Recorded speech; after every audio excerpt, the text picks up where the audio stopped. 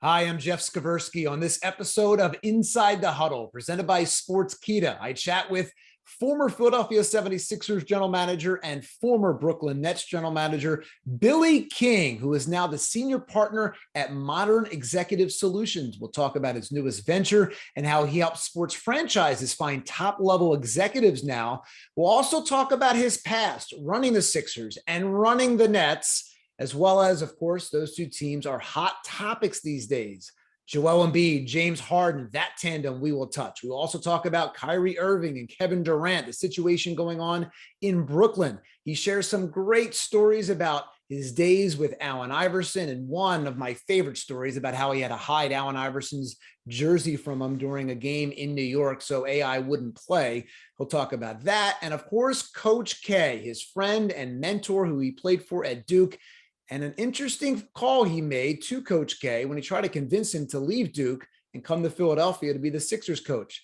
We'll talk about that and more on this episode of Inside the Huddle, presented by Sportskeeda.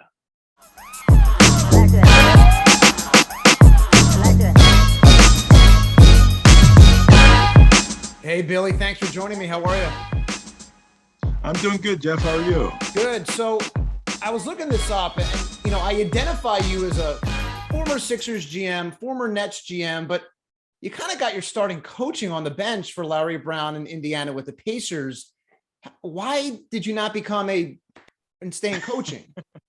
Well, I started actually in college when I was 23 at Illinois State, and then joined Larry because Larry recruited me when he was at Kansas, and I chose Duke over Kansas, but I remained friendly with him when the opportunity arose to join his staff. I think I was 27, and it was kind of odd to be coaching people that were older than I was, but I enjoyed it from the Byron Scotts, and it was about teaching, and I spent a lot of time watching film and explaining to the guy, so they came to me like, what play is that? What are they going to do? So it was fun. And when Larry left Indiana, he came to Philadelphia and he had total control. And he said to me, you can be my GM and run the front office like Donnie Walsh in Indiana, or you can be my top assistant. And I always felt like I can always be a coach, but I may never get this opportunity to go in the front office. So I chose the front office, and that's how I ended up going into the front office. And I was blessed to have two great people working for me or with me. I'd say Kevin O'Connor ended up becoming Utah GM, and Tony DeLeo, who was there for a long time. And they were older, but they helped taught me the game. And Andy Spicer, the CFO, was the capologist. So I spent a lot of time with them and learning the cap. And so it was a great transition for me. Coaching, I enjoyed it. I still did a lot of the coaching with Larry when we were together. We talked plays, and he said, remember that play we ran against the Knicks in 90, in 94, 95, and we started diagramming. So I did do a little bit of the coaching. Why not go back to it? So when you leave the Nets, if you loved it, why not go, all right, I'm going to get back into coaching? Or you just at a different point in life with family and kids that you were just, I don't want to go through this anymore? Well, I mean, I was a little bit that because I had a family and young kids. And but yeah, Rick Carlisle, when I was out of in between Sixers and Nets, he approached me about joining his staff. And so, as I always do, have done since my career, I approached Coach K and said, here's what I'm offered. And he thought about it. I was down there for his camp, and he thought about it. And after 2 days, he says, nope, you're management. He goes, that's your role, so don't go into coaching. So I called Rick and said, okay, I'm not going to go into coaching. I didn't tell him why, but that's really why Coach K felt that I was better in leadership. He thought I could be a good coach, but he says, you're good at management, stay there. Yeah, and now tell me what you're doing now. So you're the senior partner at Modern Executive Solutions. What is that? Tell me about that, because you're doing sports talk radio for a while, you're doing some other things, but what is this specifically? Well, basically what it is, an executive search firm, and we do C-level suite placement, and it's based in Atlanta. And so my job basically is take all my experience of hiring for those jobs or doing those jobs is helping place candidates. If the Sixers needed a team president or wanted a GM, they could hire us as a firm, and we could help them place it. If St. Joe's or Villanova needed an athletic director or a coach, they can hire our firm. And basically we do a lot of I always thought of search firms that just, get a bunch of names and here's some candidates, but it's a lot more work to it. It's a lot more, psychometrics and assessments and things go into it, and do a lot of background and research. And so now that I'm on the other side, I never use one. If I ever got back into the as a GM or president, I would use a search firm because they do a lot of the work for you. They do a lot of the digging and find out, and they help you find candidates that you may not find. And that's the really reason I got into it. There are a lot of people that are, working their butts off and they don't know how to get to that next level. So I've talked to a lot of different candidates and given them advice and how to get, prepare themselves, but also I want to try to find those people that are just working and, don't know how to get to that next level, whether it be football. With this job, I've talked to presidents of football teams, NFL. I've talked to GMs of baseball teams. I've talked to athletic directors, team presidents, agents. I mean, I've been talking to the gamut of people, and it's fun to talk to a lot of them. And I've learned a lot about different sports. I'm going to go visit some different training camps. An NFL coming up. I'll visit some ADs. So it's basically, and I'd say I want to just help you solve a problem. That problem may be hiring a coach or maybe doing an assessment of your leadership team. So it's exciting, and the firm is doing it differently than any other firm that I've ever been involved with, that I've ever heard about. I mean, just from the standpoint, 10% of the revenues they're giving to charity. They've already donated $1 million last year to charity for underserved youth. It's focusing on diversity. 70% of our candidates we've placed are diverse candidates. 80% of our workforce is diverse, whether it's gender or ethnic diversity. So they've looked at it and said, we want to approach it differently. And one of the things also, they hold back a little bit of the fee so that the client's relations, so the clients are pleased. So they went into it not to make it transactional. They wanted to do it, how do we help solve a problem and where everybody feels good about it? So that's really why I joined Modern. And it's been fun. It's a lot of work, and you get frustrated at times because you just keep making calls. But I think the way we're going to do it, and I'm going to do it, it's going to work. Yeah. Do you miss running a NBA team, or did it become a point of frustration with just how tough it is? I don't think people understand just how tough that business is. You're dealing with so many personalities and so many moving parts, and it's a difficult job. Well, Danny Ferry, my good friend, when he took over Cleveland, he said to me, because Billy, people don't see you on the road. You got to be out and scouting. I said, Danny, I look at my job as to manage the personnel. Just like you said, I got to manage the coaches. I got to manage the players, because at any moment it could blow up and you could lose 3 or 4 games. So I felt I was always needed to be around to manage that, and had other people do the scouting. And that's what Ed Snyder taught me. He goes, let the scout scout. And then when Danny got to Cleveland, he realized, he goes, you're right. You've got to be in the office, and you can't be can't be out. So I do miss it at times. What I miss the most is the player interaction. I enjoyed spending time talking to players. I still talk to a lot of players. It's Kyle Korver or Darren Williams or Lou Williams, Thad Young. I stay in contact, Brooke Lopez. I stay in contact with all those guys, because that was the best part of the job, was dealing with the people. As a general manager, that is your job, is to manage the personalities. Everybody looks at the trades and the cap management and all that. That's a big part of it, but you have a staff to help you with that. Really, it's about managing the personalities and being there for them, because these are humans, and Yeah. they have the same ups and downs that everyone else has, or problems at home. So you got to be there to listen and talk them through their problems and help them be able to go out and perform well. How tough was it managing Allen Iverson? I mean, look, I loved watching him play, and I don't think there's a person on this earth that would say they didn't like watching AI play. But, there's a lot of things obviously behind the scenes. Was that difficult? You talk about managing personalities. Was that tough? You have arguably the biggest star in the NBA, biggest star in Philadelphia, and there was a lot of things going on. Well, the greatest thing about Allen, he has a big heart. And I understood that. And he and I got to become pretty close. At times, we have difficult conversations that got heated? Yes. But I think he knew where I was coming from was for love for him. everything I was trying to do was not to hinder him from being the best he could be. It was trying to put him in the best light to be able to perform. So there were days I'd leave and think, oh my God, what a day that was. But I'd get up the next day, and as soon as I see him, the big smile on his face, and we'd talk. So that to me was the enjoyable part, because Allen, not once in my time with him did he ever come and say, go get this guy, I need this. Or every season he would say, this is the best roster, these are the best teammates, because he believed in his abilities, that whoever we gave him, he believed he could win with. So he never once said, you know, these guys can't play, or, you know, you got to go get me this guy or that guy. You know, he was ready to go to war with whoever was, you know, suited up to play with him, because he felt, you know, give me 4 of the guys on the court and I can win with them. That's how much belief he had in his abilities. He didn't look at it and say, I got to go play someplace else to win a championship. He always wanted to try to do it here. Yeah, and one of the stories I loved about Allen Iverson is that you had to hide his jersey, that number 3 Sixers jersey, from him at times when he was injured and wanted to play. And, you know, look, you go back to the managing, you're trying to manage his team for the long haul and obviously for each season, but you have to take Allen's jersey and hide it. I mean, tell me a moment where you're literally going, this is ridiculous, I have to hide another man's jersey in a locker room.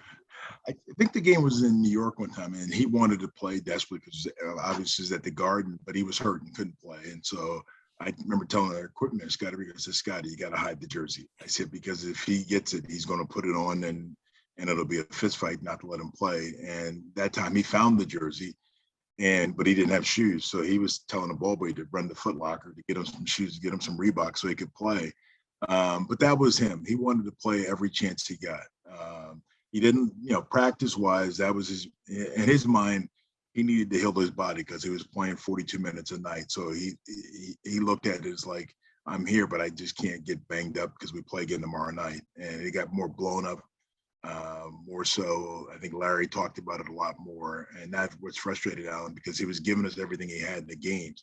And he just said, if we play Monday, Wednesday, and Friday, I can't give you every day, Monday, Tuesday, Wednesday, Thursday, Friday. I can give it to you on those game days. And so, but he was, as frustrating as it was at times, he was a joy to be there, because you knew every night he gave you a chance to win, because he was going to give everything he had on that court.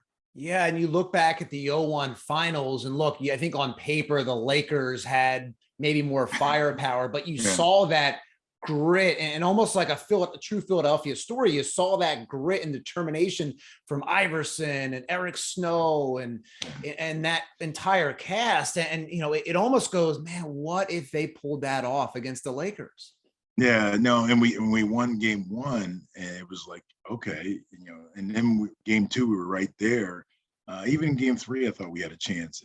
And that season, I don't remember, but Allen was hurt. Aaron McKee was hurt, and Eric Snow was hurt. They all needed surgery when the season was over. I would have liked to have played them healthy, because our guys were playing a little banged up. The Lakers were, you know, they were a dynamic franchise at that time, but our guys didn't look at it that it was David and Goliath. They looked at it like, hey, we can compete with these guys, and healthy. It would have been nice to play them healthy. Yeah, is that one? I don't say call it a regret, but is that one of the biggest things in your career that you look back as a GM, president, and go, man, if I could have just won with that team, or that kind of window per se you had with Philadelphia? Yeah, I mean, because that was a magical year. And even in that year when Theo got hurt, he broke his wrist. You know, I remember Larry, because Larry wanted to make the trade from Mutombo earlier in the year, and we were playing great. And I was like, you don't want to mess with it. But once Theo got hurt, we realized you don't get this opportunity too often to have a chance to get to the finals. And that's really why we made the trade, because I didn't know when Theo was going to get back and how long it was going to take him to get back in the flow. So we made the trade from Mutombo, because when you get that chance, you've got to go for it. You've got to do everything you can, because it doesn't happen often that you can go back to the finals. If you go back to Oklahoma City when they had, you know, Harden and Durant and Westbrook, and they got to the finals, everybody, they're gonna win a bunch of championships. And a short time later, the whole team was gone. And so I think about that, the Laker finals in 2001 over and over. I see highlights and think, if we just could have, you know, Matt Geiger played in game 1 with a bad knee, and then game 2 he couldn't play anymore. So because we felt you needed to have 18 fouls at least with Todd McCullough, Mutombo and Matt Geiger to go against Shaq. And Matt gave us that the first game, but he couldn't give it to us in the second game. I remember when Mutombo comes in, it's basically almost like the sense of, hey, we're going to bring him in to eventually go up against Shaq. That was kind of maybe the matchup. And I remember him being asked about facing Shaq, and he goes, it's not going to be a walk in the cake. And he kind of mixed up the two phrases a little bit, and he kind of combined them. And I love that. I always remember that about Dikembe Mutombo. And so when you talk about making trades as a GM, you hear about it all the time, signings and trades.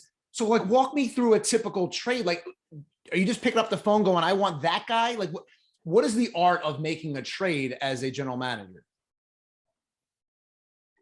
Well, with that Atlanta one, it started, I want to say, in December, and we kept talking, going back and forth. They weren't sure if they wanted to trade him, and we would go back and forth.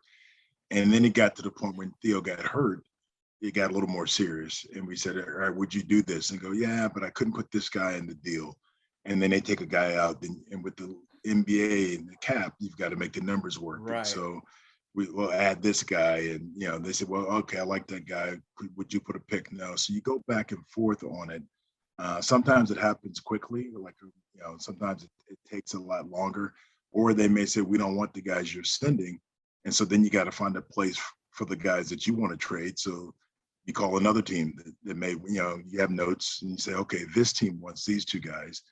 And so that team says, yeah, we'll take these two guys. What are you going to give? All right, I'll give you a first and this. And you go back to the other team. Would you take a first and this? And they go, yeah, but I don't want this guy. Okay, I'll keep that guy. Would you take this guy? And so you keep moving pieces in and out, and you keep the main part, but you add other pieces to make the deal work. I know when we almost traded Allen the one year, it was in the off season before 2001. And I think the deal, it was like. Wait, you almost traded Allen before 01? Yeah, in the off season. In the off season, we were, at that point, it's like, okay, Larry, it wasn't going to work. So we had a deal on the table that took weeks to get. And is that the one Matt Geiger shut down? Yeah. Okay, I remember now. Okay. Yeah. So, but it ended up being, I think, 18 players and 4 different teams, and so every day I would get it. Back then it was fax or an email. Fax everybody a copy of it. Here's what the deal is, the numbers and the players, and one team would say, well, I don't want that guy, and you go back and rework it and you send it out again, and it finally got to the point where everybody agreed, okay, this works. And Detroit said, well, wait a minute, you've got guys in the deal that we're announcing that we're getting rid of because we're signing Chucky Atkins and Ben Wallace.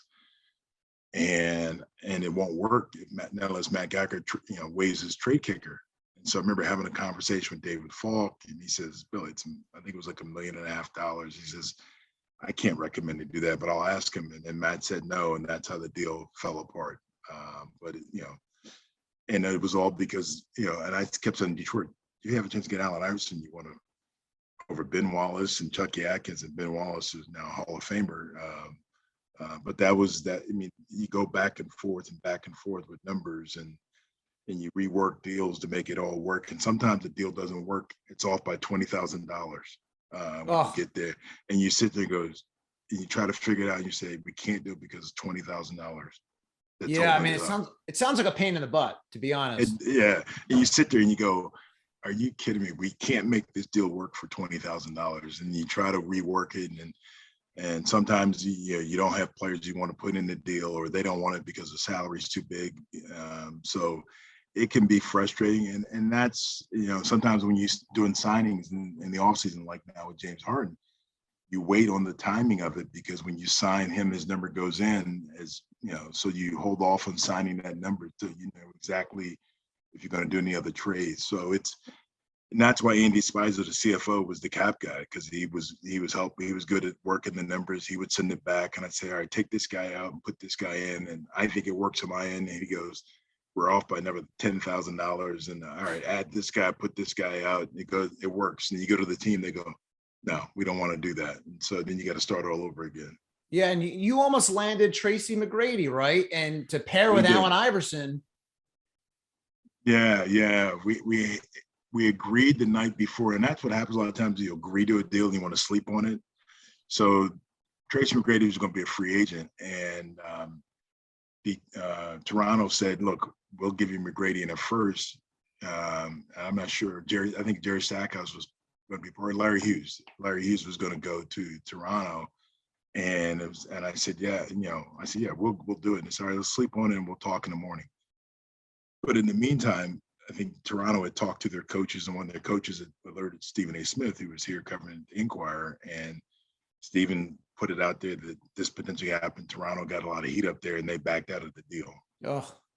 And Stephen always says, he goes, "Should have told me. I would have never wrote it." I go, "Well, I didn't want to tell you because then you might put it out there." So you wonder about that tandem, Allen Iverson, Tracy McGrady, and look, obviously you have to sign him long term and make sure he stays. But you think about, man, what and look, you can do that 1,000 different ways. Looking back, going, what if? And so, what is your best trade? What is your worst trade? Would you say you've made with the Sixers or overall? Overall, as a GM.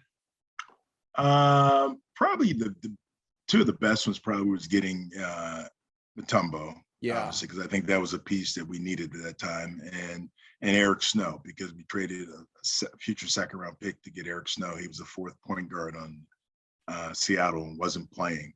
And the worst one was the Brooklyn trade with Boston. But I don't get that. Like, I don't get that. So walk me through this. You look at you're bringing in 2 Hall of Famers, and at the end of the day, yeah, you're giving up future assets, but those future assets, to my recollection, didn't really amount to much in the sense of stars. You bring in 2 Hall of Famers. Okay, it doesn't work, but you're going for it. Yeah, I mean, well, I say the worst because I think I probably, if I had to go back over, I would have taken the swaps out. The year that I think we had swap rights, the odd years that they got a pick. The picks itself, the 3 firsts, I was okay with. It was the swap rights. I think if I could have taken that out, it would have gave the team a little more protection there, and those off years in case something happened. And at the time, the mantra was, we're going to do this for 2 years, and then we'd be under the cap, and we'd have a team that and then after a year, the owner decided that financially he didn't want to pay anymore, even after agreeing, and which is his right. And so that really derailed a lot of things there. But that was the mantra was we're going to be good for 2 years. We're going into Brooklyn. Let's get a team, and we sold a lot of tickets. And I think if we could have kept the team together for 2 years, we'd been a playoff team, second round, possibly going to the conference finals. We were close the year before. And then you had cap space the year Durant and a bunch of guys were going to be free agents. So in order to attract free agents, you got to be a winning franchise. So I thought that was going to put us in a position. But that's where I say the worst, in the sense of I should have taken time. Like that night, we did it on draft night, and in the middle of the draft, I should have said, let's talk in the morning. I want to think about this, and probably would have pulled the swap rights out. Yeah, no, it's interesting because you look at that on paper and you're like, all right, well, yes, it didn't work, but it's like, all right, you make that trade maybe again, because when you're going for it, and the Phillies went through this, that they went for it, and Ruben Amaro, the GM at the time, took a lot of heat. And I'm like, you're in this window, you're trying to hang on and go for it. It's very risky to go the other way as well and go, I'm just going to blow something up. And I think that's really risky as well. Yeah, no, and that's the thing, when you're in the position, like you said, trying to win, and you have owners that are backing you, you do go for it. And at the time, you want to put yourself in a position to win, and getting those guys, they were going to be the supporting cast. As they said coming in, they told Brooke and Darren and Joe Johnson, our job is to support you guys and be role players. And then I forget, we were playing in Philadelphia, and when Brooke broke his foot, Lopez, who was the young center, so he breaks his foot, and now you take him out of the mix. We changed how we played a little smaller, shot more threes, but Darren Williams started that year injured, missed all of training camp. So those 2 guys were supposed to be the catalyst carrying it, and they really weren't. And so relied on a lot of the other. Paul had stepped up and played great. So it was a great experience, great learning experience. But I would have liked to have the chance to, okay, it didn't work, and that's one thing I admire about Pat Riley in Miami. Right. A lot of people give San Antonio credit, which obviously they deserve, but Pat Riley has built it, broken it down, rebuilt it, broken it down, rebuilt it, and broken it down numerous times. And And that to me is the great thing, is when you build something and it doesn't work, is to try to fix it and redo it again. And so Pat has done it with Andy Ellisberg, their GM, numerous times. And this year, I think they had 9 players that weren't even drafted on their roster, and they had a very good team. So that's the fun part, is building. And when it doesn't work, okay, figure out how to fix it and start over again and rebuild it. Do you think you'll get another shot at to build the team again, or do you think that has sailed? I think they've gone with a lot of younger people. I would love the opportunity, because I think my experience and knowledge, especially coming in, I would do it a lot different with staffing wise. But I would love the opportunity, because it's, I doubt if I'll get it, but it'd be fun, because the greatest thing about what I do as a leader is allow people to do their jobs. Tony DeLeo and his staff did a great job with the draft. It was my job to try to move up and down in the draft to get the players they wanted. And that's the same thing I try to do in Brooklyn, is, I put people in position and let them do their jobs, and then I manage the personalities and try to help them. But I have no regrets looking back on it, because I think it was, I had fun. And all along, you said something earlier, the goal was to try to win. And if you're trying to win, you've got to take chances. I think if you it's easy to sit there and say, yeah, I'm just going to be safe and have a team that's, a playoff team, and losing the first round. That's easy to do. But if you're trying to win, you've got to take risks and take chances. And sometimes it works, sometimes it doesn't. Yeah, it's so hard. And you look at what the Sixers are doing, and have been doing the last couple of years, trying to find those right pieces. And I think back to kind of what you guys went through with Allen Iverson, trying to find that right piece that the Sixers are now doing with Joel Embiid. And maybe they have it in Harden. He's taking less money to stay. They have Doc Rivers, a great coach. I mean, do you think that the Sixers, the way they're kind of built right now, that they should win, that they're in this window? It's been a frustrating, obviously, few years for them. The hardest thing in sports is when you have a playoff team, is how do you get them to a championship level? So how did these Sixers get to that? It takes luck. I mean, I'll be honest, it's going to take luck. And when I say luck, it takes health. If you think back to the year that the ball bounced on the rim on how many times in Toronto, even that year, Joel was hurt before the playoffs. So if he's healthy going into the playoffs, is it a different story? Does it come down to game 7? So I think it takes luck, because you got to be healthy. And, Milwaukee this year, the defending, and, Chris Middleton gets hurt. And so now they're not the same team. So a lot of it is luck and health. But if Joel's healthy, if James, he doesn't have to get back to the James Harden of scoring 40 points.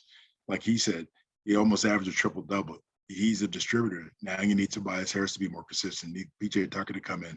They've got the pieces. It's going to take a lot of, health and luck to overcome that, because, Brooklyn thought they had it, and, health didn't help them. Boston this year, people early in the year thought they wrote them off, and they turned it around. So it is a lot of luck and a lot of guys sacrificing for the good of the team, because in order to win a championship, it can't be about any individual. It's got to be, I'll give up less so we can win. And that's really what I think this group is at now.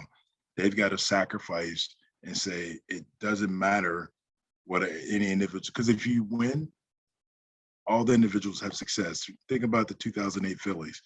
They won it, and everybody remembers the Jimmy Rollins and Chase Utleys and Ryan Howards and Shane Victorinos and Cole. You remember all these guys, Joe Blanton, Jamie Moore. You remember all of them because they won. If guys would have been selfish about the individual stuff and they didn't win, you wouldn't remember the Joe Blantons. You would remember, Shane Victorino's grand slam.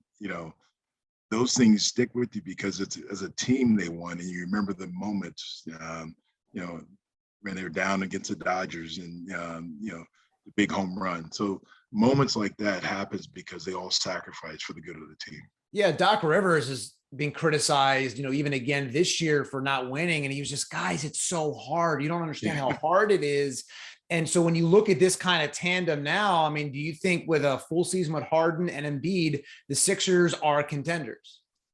They have it. Yes. I think they're one of the teams in the East that can come out of the East. And I like the fact that they're going to have a full training camp. So they go in the season understanding, and the coaches right now, guarantee all season, they're spending what plays work with James Harden, what plays work better with Joel, where should we put Tobias? And so in that, rather than being on the fly, they'll go through it in training camp, and they'll have time to get their timing and their sync and understanding where each player likes the ball. So and that's what the team was going into the season without Ben. The guys figured it out and they were playing great. And then the trade happened, but you got to make that trade. And then they tried to do it on the fly. Very rarely you make a major trade, bring in a piece like that, and you win. If you go back and look at our overall record from the time we traded for Mutombo, we were below 500. Even though we got to the finals, because we were on the fly getting him acclimated. And it just, it's hard because you don't have practice time. Right. And then obviously Brooklyn, what's going to happen up there is a wild card that could blow up. Yeah. I mean, that could be a mess. And so what are your thoughts about what's going on with the Nets? Well, it's frustrating because, I haven't been there. I'm a Philly guy. Now I've been here over 20 years. So I say I'm a Philly guy, but I lived in Brooklyn, and it's a great borough, great people, and I feel for them. Some of my friends there, I text them, said, I just think that's another situation where guys need to sacrifice. If, I know Kyrie had his reasons where he didn't want to get the shot, but, you sacrifice for the good of the team, and maybe it's a different situation. So it goes back to exactly what I said, is sacrificing for the good of the team and doing what's best to try to help the team win. And you can't think about your individual stuff. And I think right now they're all on different pages, and that's why it's not working. If they could all get on the same page and say, okay, it's about winning, they could be a pretty good team. Yeah. And final thing for you, obviously you learned so much from Coach K, who you played for at Duke. It's going to be weird not seeing Coach K on the sideline. And I love the fact, by the way, when Larry Brown left Philadelphia, you called Coach K just to make sure he didn't want to come to Philadelphia to be a coach, right? Yeah, I did, because when I had an opening, I didn't want him to say, you should have called me. And then I said I didn't. So I called him, and I think he and his wife, they were headed on vacation. He says, no, I'm good at Duke. Looking back on it, I'm glad he did say that, because I don't know if I'd ever been allowed back to Duke if he would have came. But it will be weird, just because he has been a mainstay in college basketball, especially at Duke. It's like when Dean Smith left Carolina. When people like that leave a profession, they leave a little bit of hole. But I think John Shire has stepped in and is doing great. Got to know my recruiting class, Derek Lively, whose mom worked for the Sixers, Kathy Drysdale, when I was there. And so it'll be interesting. It'll be interesting just to see the difference. But the great thing is John's part of the brotherhood. So a lot of the same things that, that we all are accustomed to will still be there, and Cameron will still be rocking. So I worry just for him, because it's the first time in 42 years he won't be sitting on the sideline at Duke. But I think it also gives him, just like Jay Wright, the chance to be able to do things in December and January with their wives, with Patty and Mickey, that they never been able to do. If they want to go on vacation, they can do it for the first time, 42 years for Coach K. He can say, let's go to Vegas, and they can go without, worrying about practice or anything like that. So as he told me after the Final Four, I was with him in his suite with my son Reggie, and he said, I'm ready. He goes, I don't want to have to worry about anybody else, and I have to worry about any kids' schedules, or he goes, all I worry about now is my grandkids, my wife, and my daughters, and their happiness. And so for the first time, that's where he's fully consumed with his family. Billy, I really appreciate the time. It was awesome hearing some of these old stories, some new ones, and your thoughts about what's going on in the NBA right now. I really appreciate the time. You're welcome, anytime. It is great to hear from Billy King. I love listening to him and the art of making a trade, how things go down. You want to sleep on it. You think you have something going, and let me just think about it a little bit more. Great to have Billy King on the show. If you like the episode, click subscribe at the bottom of your screen. Also, if you hit the bell button on YouTube, I'll send you an alert for the next episode. When it drops, you'll be alerted right away. You can also listen on Spotify, Apple Podcasts, and all your favorite podcast apps. Click on the links in the description below to find everything you need. Thanks for watching. Thanks for listening. I'm Jeff Skversy for Inside the Huddle, presented by Sportskeeda. I like that.